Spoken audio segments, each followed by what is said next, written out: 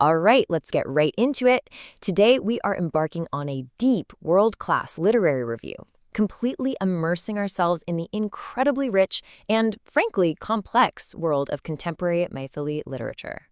We're going to step into the shoes of passionate critics today, peeling back the layers of a literary tradition that is somehow deeply rooted in ancient history, while at the exact same time vibrantly adapting to the modern world. If you've ever wondered how regional languages actually manage to keep their soul intact in our hyper-globalized era, well, you are in for a truly fascinating ride. Okay, let's dive into this. The absolute cornerstone of our explainer today is the 16th issue of the Videha e-journal. And listen, this isn't just your standard magazine. It is a monumental anthology. Videha serves as this critical, central platform that doesn't just preserve, but actively evolves the Maithili literary movement, elevating the whole thing onto a world-class stage. By capturing everything from sharp cultural critiques to meticulously crafted poetry, it essentially gives us a real-time pulse check on an entire linguistic identity. Here is our roadmap for today's deep dive. First up, the Maithili literary renaissance. Next, critiquing modern Maithili prose. Then, the anatomy of Maithili ghazals. And we'll wrap up with preserving linguistic identity. Starting things off with Section 1, the Maithili literary renaissance. So before we even look at a single story or poem, we really need to wrap our heads around the sheer scale of the literature we're dissecting here. The journal is structured into two massive pillars. First, you've got the Gadya-khand, that's the prose section, and it spans an incredible 450 pages. Right after that is the Padya-khand, the verse section, taking up pages 451 all the way to 728. Just looking at those staggering numbers, it's a huge testament to the absolute magnitude of this literary movement. We are talking about a living, breathing language where hundreds of writers are actively contributing to their cultural narrative. Moving right along to Section 2, critiquing modern Maithili prose. Let's zoom in a bit from that broad overview. The Gadya-khand is just packed with contemporary sociocultural themes, and I'm going to act as your guide through a couple of the absolute standout critiques. For instance, we find this fascinating review by Jagdanand Jaha Manu covering Amolja's book, which is titled Rechnology. And what makes this so incredibly compelling is how it takes hyper-specific regional literature and connects it straight to a universally human theme. The review points out how the stories tackle that awkward, sometimes painful collision between foreign technological influence and traditional domestic life. It's all about modernization, right? How technology kind of creeps into the home and subtly rewires the social fabric and the family dynamics of the Maithili-speaking world. So the crucial point is that this literature is elevating regional storytelling way beyond simple folklore. Take Jyoti Jachowdhury's work, Devi Ji. The journal highlights its profound exploration of child psychology and the qualitative application of natural instincts. It totally strips away any artificiality, giving us a deeply observational look at how children actually process their sociocultural environment. We're talking about sophisticated, psychological prose here. It absolutely proves that Maithili literature is tackling complex human conditions head-on and doing it in a truly world-class way.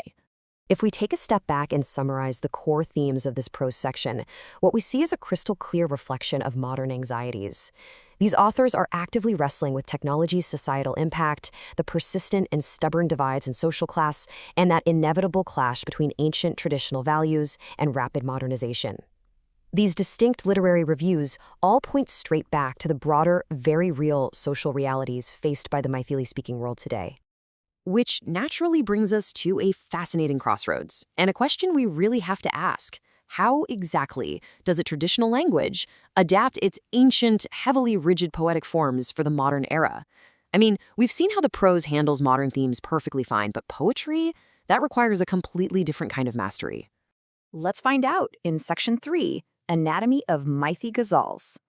All right, we are now entering the Padya-khand, the verse section of the journal, so get ready for a genuine masterclass on the complex structural rules that govern this poetic form.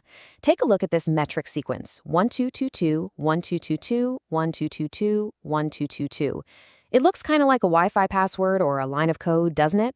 But actually, it is a beautiful, mathematical literary algorithm that acts as the foundation for the highly emotional poetry of the ghazal. This specific formula dictates the syllabic weights and the rhythm of every single line. You literally cannot just write what you feel. You have to weave your emotions precisely through this rigid, mathematical loom. Now, what's really interesting about this is how explicitly the text outlines this specific meter, which is known as bare hazaj. The journal editors and the critics, they are incredibly strict about this. They don't just analyze the poems for their emotional resonance, they judge them on their exact adherence to this 1-2-2-2 structural rhythm. It's this incredible marriage of profound art and precise science.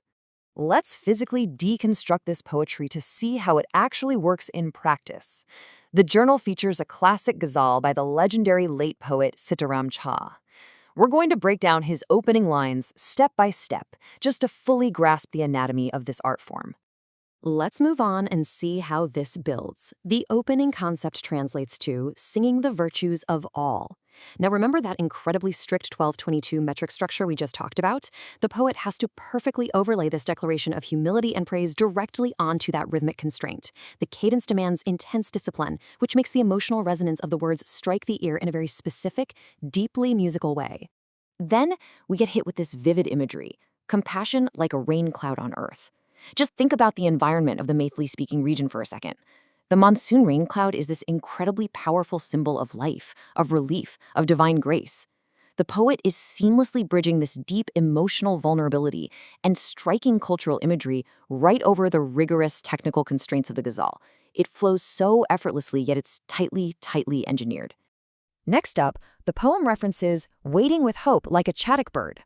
If you aren't familiar, in classical Indian literature, the chaddock bird is a legendary creature that supposedly only drinks rain as it falls directly from the clouds, never from the ground. It is the ultimate universal representation of pure, desperate yearning.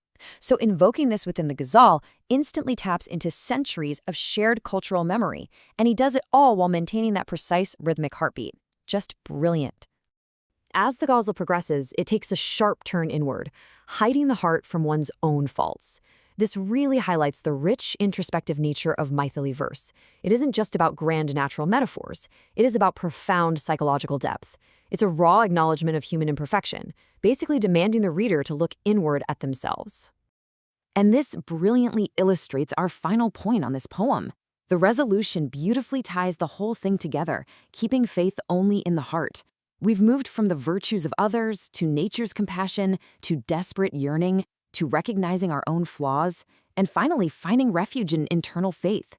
It shows us exactly how this rigid mathematical formula of 1222 ultimately delivers a profoundly organic and deeply human conclusion. And that brings us to our final part, Section 4, Preserving Linguistic Identity. We need to shift our focus now to the overarching struggle taking place in the real world right now, the actual fight to preserve the very language this literature is written in. The sources bring up a really fascinating and honestly urgent real-world stake. It notes that what is currently categorized online as the Bihari Wikipedia is actually written in Bhojpuri. And this touches on a massive issue regarding linguistic classification and representation. Languages like Maithili faces constant looming threat of being absorbed, mischaracterized, or just casually grouped into broader regional dialects by massive external platforms. And this is exactly why a standardized, highly academic, recognized literary body like the Videha e-journal is so critically important. It draws a very firm line in the sand. It meticulously documents the unique grammar, the distinct ghazal structures, and the highly specific socio-cultural narratives that prove, without a doubt, that Maithili is a distinct, world-class language in its own right. Which leaves us with this final, provocative thought to end our explainer today. We've seen how this literature acts as both a mirror for a modernizing society and a crucial anchor for actual linguistic survival. So what role do you play in the preservation and evolution of your own cultural narratives? Whether it's the language you speak with your grandparents or the hyper-local stories you pass down, heritage requires active participation to survive. Thank you so much for joining me on this deep, world-class literary review of the Videha e-journal, and I genuinely hope it inspires you to go out and explore the literary treasures hidden right within your own communities.